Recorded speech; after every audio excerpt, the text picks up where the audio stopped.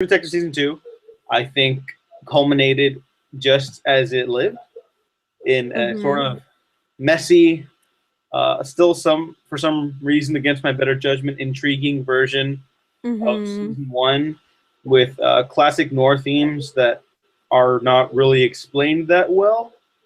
Right. I wrote up if I may say so myself, a lovely little piece on True Detective Season 2 at audienceseverywhere.net, which you can check out later this week, by the time this is up, hopefully. I forget when it's coming out. And you could basically tell this is not a fleshed out season. Like, stuff's there.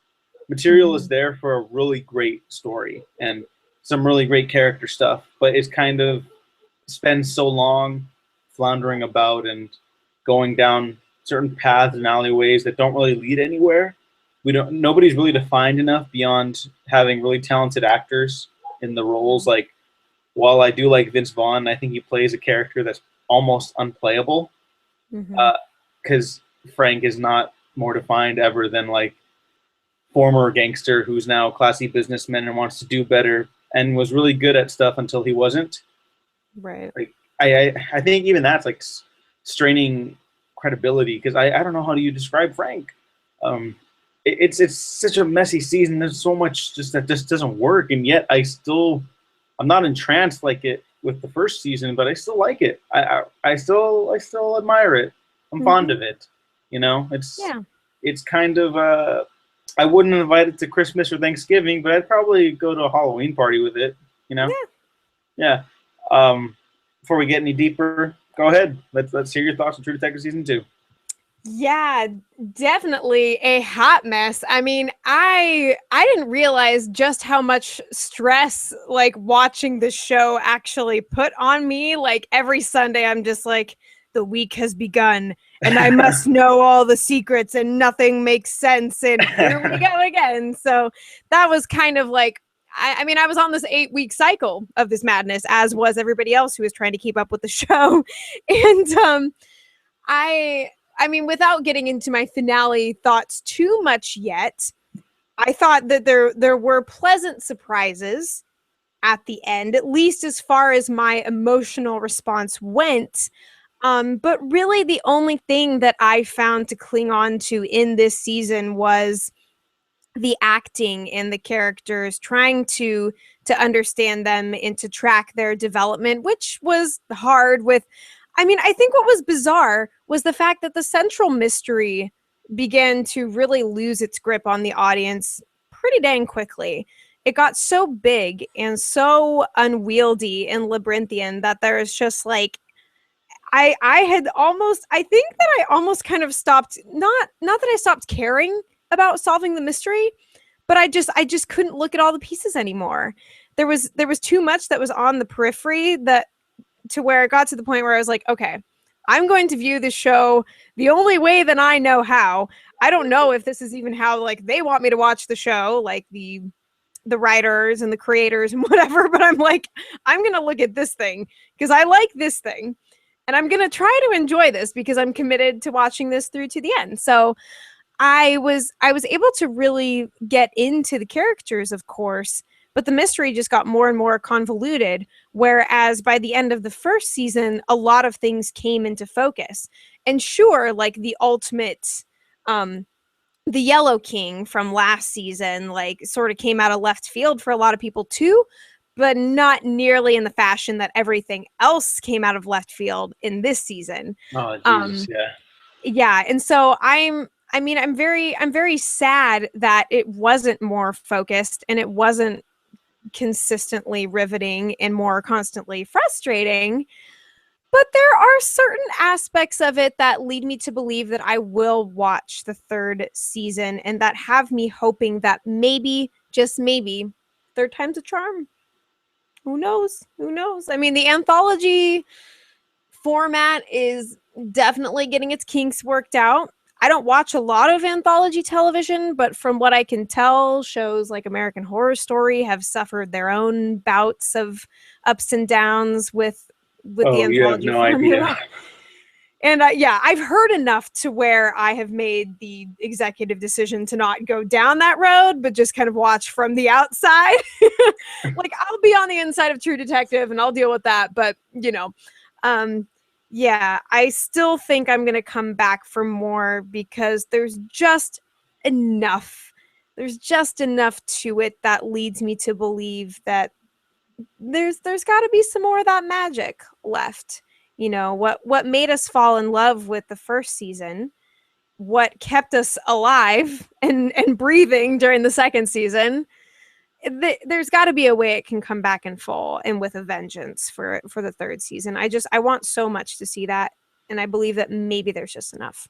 So Yeah, I agree with that. Okay, we're on the same page then. Yeah, like flawed, good moments sprinkled in, some good acting. I think for the most part the acting's still pretty, at least solid. Yeah. I don't think anybody's like horrendous or bad or unwatchable or anything like that. I feel really bad for Vince Vaughn because his character was just like all over the map in what he was trying to do until the very end. By the end of it, he has like a straight line to play the character on. Everything else is kind of like him hopping around. We don't know who he is, what he's doing yet, so it's incomprehensible. I think Colin Farrell and Rachel McAdams are the standouts for everyone. They're so good. I want them to get lots of work. Colin Farrell is in Fantastic Beasts and Where to Find Them, the Harry Potter spinoff, and I was saying I want him to be Ray Velcoro in the Harry Potter universe. So he'll just go up to like 12-year-olds and be like, "You're 12-year-old. You're already a wizard." And I want Rachel McAdams to keep branching out into other roles. I want people to give her the opportunity to do so because I bet she was tired of playing just a love interest in a lot of things. Yeah. So, and I'm really disappointed with what happened to Annie at the end. She didn't die, and I like that.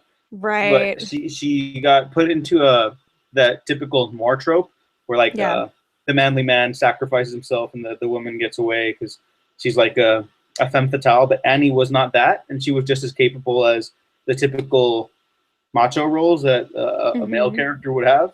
Right. So it's odd that they put her into that position. For Frank's wife, I guess that kind of works, but we never really got a good sense of who she was either.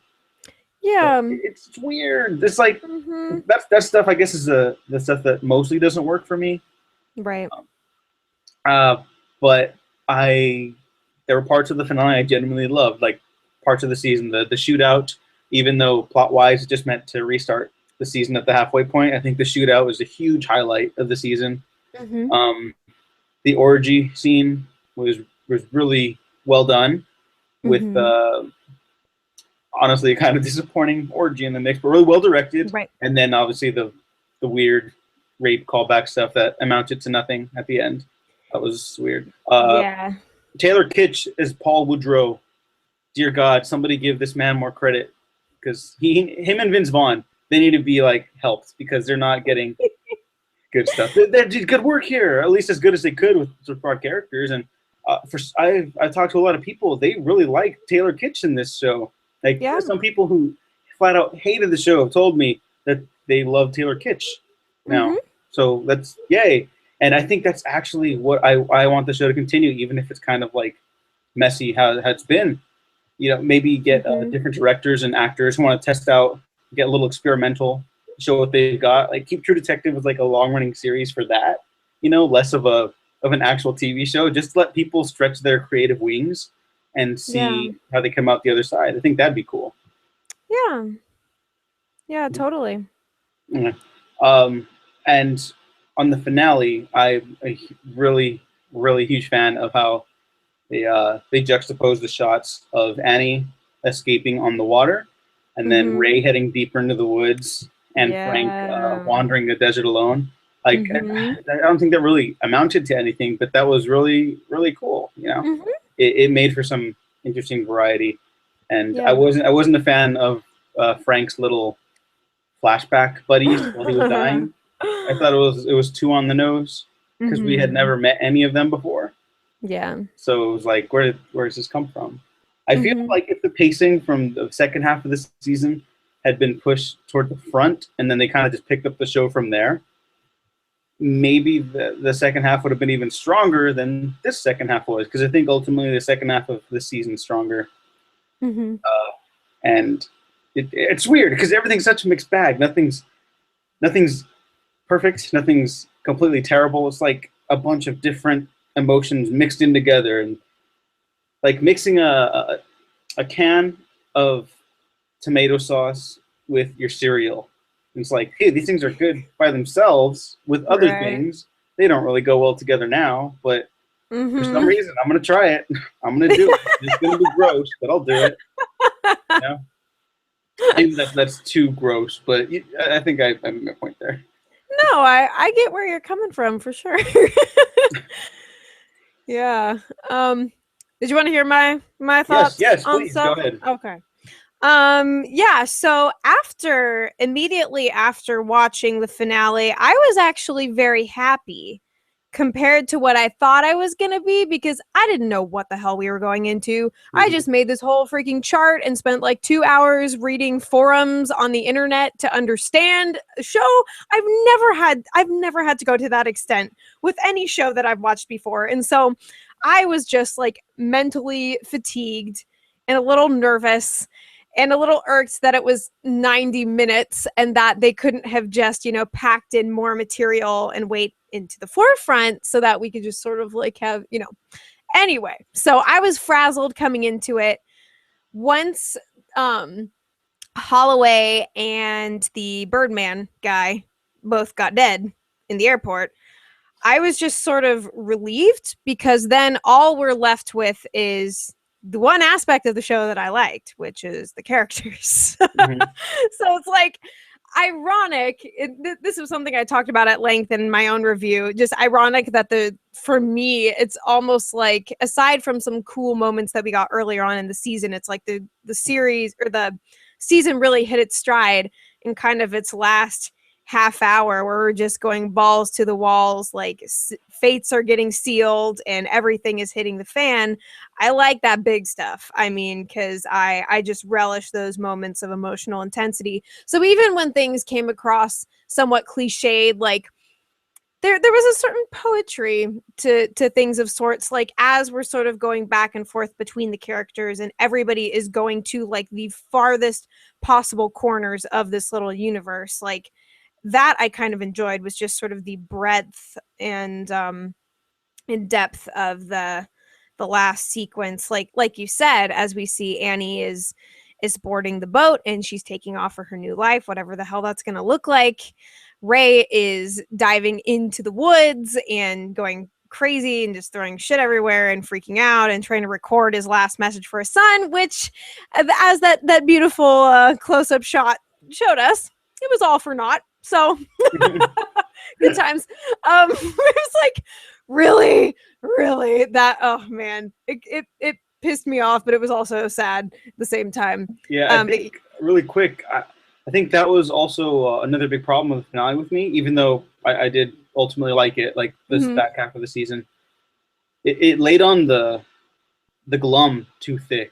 It was almost too miserable, Right. Like the train station. It was a train station. When Ray drops the recording device and someone steps in it, I kind of rolled my eyes. I was like, of course, like, duh. Yeah, of course this has to happen.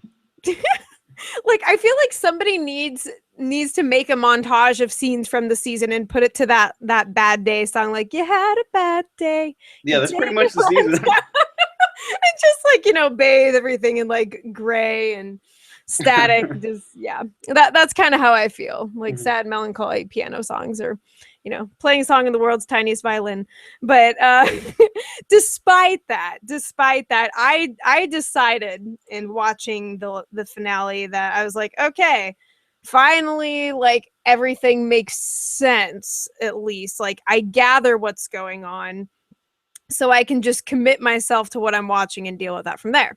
Yeah, like as far as the desert stuff with Frank went, like I liked how it ended, of course, with like seeing his wife and the wife. Okay, that part, yes. That was the very cool. end of that, yeah. That was cool. Like the end of it, because before it was just kind of like, okay, like the ghosts from his past are coming back to haunt him, but why do we care? We knew that he had a hard life. Like he went on for 5 minutes in one of the earlier episodes about being locked in the basement and stuff. It's like, I get it. That's really all I needed and all they really gave us time to know. But I think that was sort of cool how finally like she let him go. And yeah, I felt like despite all the issues that I had with Frank before, like I finally kind of came to terms with who he was at the end, even though he's a really kind of a weird sort of character and feels like a fusion of a lot of different people. I was still kind of like, I actually cried Oh my God. at the end. So well, not just like full on boohoo bawling, but I was just like, oh man, this is heavy, and I kind of felt it. I did, whatever. But yeah, so I think I definitely had a more positive reflection of this finale than most, and that's okay. It's mostly because I just kind of I went into it and I was like, all right, I'm gonna find what I can to enjoy. And I felt something and I appreciate that. That's really all that I wanted out of this, was to go out on a high note or a low note, I guess, as like everybody's kind of dead. But then we do have the ladies that are still carrying on. So yes, noir trope / go women. But yeah, I mean, I like the idea of Jordan and Annie like kind of being comrades, I think that's sort of cool.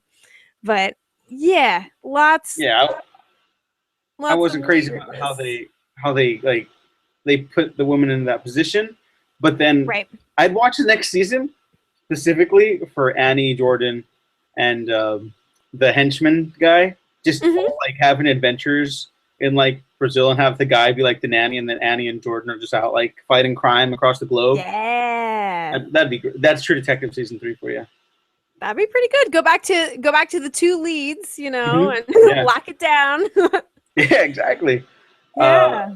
Yeah, I mean, the Velcoro stuff, the Velcoro family stuff, really got to me. I didn't get too emotional. I didn't tear up or anything. You don't have to cry. I'll do that for you.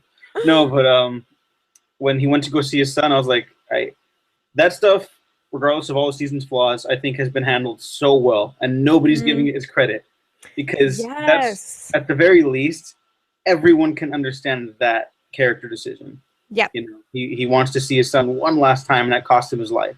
But he for him it was worth it ultimately, and that was so good. It was so good. That almost had me blown away. Yeah. Like, God, I know people don't like the show right now or anymore. But people are acting like Nick Pizzolatto personally went out and murdered their families. And that's not warranted. Yeah, no, not at all. Really not. Look, you don't. We've talked about it before. If you don't like the season, that's fine. Everyone entitled their opinion. I've seen some of the things you people watch. This is still better than like a majority of cop shows. It's still it's got enough merit to it that I can recommend it to people, with a warning at the bottom for this season to just hang on, because things get overly complicated and such. But there's merit to it. There's a reason people should watch this. At the very least, watch it to understand what went wrong, and why sometimes having one creative vision behind something can also be a bad thing. Maybe it's nice to have a writer's room if they do a season 3. Hopefully they do. I mean, Aaron Sorkin has that problem all the time. Like on his movie stuff, it's fantastic because it goes through a couple rewrites and such. But his work is still there. He's on a short leash, if you will. Yeah. And then like the newsroom, which I am notorious for hating it, because he just went all over the place, and it was just a bunch of nothingness that was a bunch of people speechifying and some weird sexist stuff that nobody talks about. So maybe Pizzolatto just needs to team up with Aaron Sorkin, and then together they'll be so excessive that it'll just be the best show ever, There you go. Yeah, there you go. Exactly. Really quick, I will grab a few tweets from people, because people had thoughts like you and I did. They won't be able to go as in-depth as you and I did. So that's okay. Guys, don't take it personally. Emily, do you have any other immediate thoughts, though, on True Detective Season 2? What's done is done. I'm relieved that this season is over. I truly am, which feels weird to say. But, you know, I'll probably bite the bullet and come back for whatever's next just because I have to know. I have to know. Where is it going to go from here? I mean, we're like 1 for 2 right now. So I don't know what's going to happen. But yeah, there's enough there. Just enough. Yeah. Yeah, absolutely. I'll do it. And I really want the actors to move on to other good things because they all proved that they're very talented with this material. Now imagine if they had material that was completely fleshed out and properly motivated and guided. They get them all together again for True Detective Season 3 with a writer's room. There you go. Boom. Problem solved. Perfect. There you go. Bada bing, bada boom. Yeah, bada bing, bada boom. Okay. Tales to Astonish said it made me realize how much more good Rachel McAdams we need. 50 Shades of Grey. Loved the characters. Thought the story was a little messy. Overall, an 8 out of 10 season. I would probably rate it like a solid B minus. Yeah. Maybe C plus. Anywhere between those three. It'd probably be like B minus. I will say, because you have not watched American Horror Story, right? Correct. If you do, just watch like the first one, maybe the second. That's what I've been told. The first one did really well from what I understand, and then after that everything is just kind of everywhere. I don't know. It's not really scary. It's True Detective had some creepier imagery this year, and the Birdman mask. I was really disappointed. Like, wow, what's the mask? And he's like, oh, this kind of bird. What was the bird? Like, I want more Birdman. That's the only time I've ever said that, by the way. They could just put Birdman like in this. Yeah. he's the killer. Yeah, just Michael Keaton. There you go. Michael Keaton, True Detective Season 3. Boom. But yeah, this was better than any season of American Horror Story still. So okay, we're still good. Good to know. Yeah, at Caleb H92, great performances. Vaughn and Farrell were standouts, but very convoluted story. Yeah. True. At Tyler Heberle, Heberle, a wonderfully layered, engrossing hot mess only Pizzolatto could write. Your results may vary. Yeah, it's like everyone's on the same page. Yeah, like everybody's right here with us. Yeah, thank you. Thank you all. Audience, man. Yeah, fantastic. I love you all so much. And then at Jason Abui, this will be the last one. The first 4 episodes were so bad that I couldn't finish. Jason, no. Oh, man. No. And then he replies to Tales to Astonish, says, Rachel McAdams is an amazing actress, and she's the best part of Malik's To the Wonder, which everyone should watch. And on that note, I will really quickly recommend another movie for what you're watching, because it ties into the True Detective thing. It's sort of like if True Detective had accomplished its weird abstractisms that it had in the first season with really interesting character stuff, but with a more optimistic tone and fluid editing and cinematography. You get Miami Vice, which is a Michael Mann movie who I'm a big fan of, and his atmosphere drives the narrative. It's not a plot-driven movie. You're not going to get the plot. The plot is so non-existent that it's a good thing in this movie though, because it's not really real. I mean, no movies are real, but it's a hard movie to properly explain because it doesn't follow the normal rules of filmmaking. Like there's an Act 1, Act 2, Act 3 sort of, but really it's a movie that like exists while driving on mood and digital visuals. Like it's one of the first movies to really utilize digital photography, and the film grain is so heavy in this movie, like you won't believe it. It's like raining film grain or hailing film grain. So I kind of like it. It makes it feel more gritty, you know. But the soundtrack is really phenomenal. Like what you have to do to enjoy Miami Vice is set aside your expectations, watch Colin Farrell's mustache go to work and Jamie Foxx's hairline, and then just let their two characters take you on this digitally infused journey of crime noir and a bumping soundtrack with some really, really astonishing visuals. It's Nice. really hard to explain, but please watch it and come to your own conclusion because I think it's quite good. And maybe Michael Mann's best movie, but don't hold me to that because everyone has very different reactions to this movie. That makes sense. And actually, I did think of something that I watched recently, just last weekend, which I'm amazed that I forgot. Were you gonna say anything further? No. Miami Vice. Go watch it because it's good. Okay, go ahead. I saw the new Mission Impossible movie, which was a lot of fun. I had a good time with it. I went with my dad and my brother. They're like, "Let's go see Mission Impossible," and I was like, "Okay." And it's been a hell of a long time since I've even seen any of those movies, but it seems like critically it's been doing really well. I mean, I had no idea when I went in to see it, but it's just another reminder that like Tom Cruise needs to get some serious credit. Like he has been doing a lot of decent stuff recently, and this was a very fun film. I think this weekend I'm gonna try and see The Man from U.N.C.L.E. Which is sort of a similar like action crime sort of genre. Like, so I don't know. That's probably going to be a little bit more James Bond-esque. But yeah, like if you're looking for a really fun action film, lots of great creative action sequences, things that are of course quintessentially over the top, but it's just a lot of fun and it made me happy. So more good times to be had at the movies. Good, because I haven't seen it yet. Yeah, I really need to. It's very entertaining. I was laughing my head off most of the time, which is basically how I enjoy things. So it was good. Okay, that's good to know. Keep your head on though. Don't hurt yourself. Jesus, that sounds dangerous. Please be careful. Very risky, but you know. All right. Well, on that note, why don't you go ahead, unless you have anything else to add? Let the people know where they can find you. So you can find me on my YouTube channel primarily at Mighty Sophia, the word mighty, Sofia, which is also my Facebook and my Twitter.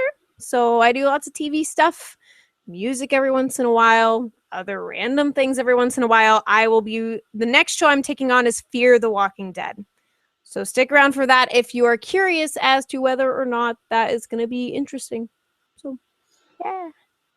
All right. And then on your related note to Mission Impossible, I have not seen it yet again. Yes. But I did watch Fantastic Four. If you're thinking about it, don't. I talked about it on the Movie Hero show with Mike, Andy, and Patrick. So everyone check that out on YouTube as well. And make sure to subscribe to the iTunes. And, of course, Hogwarts Podcast, Spideycast, all that wonderful shenanigans. Links down below in the doobity-doo.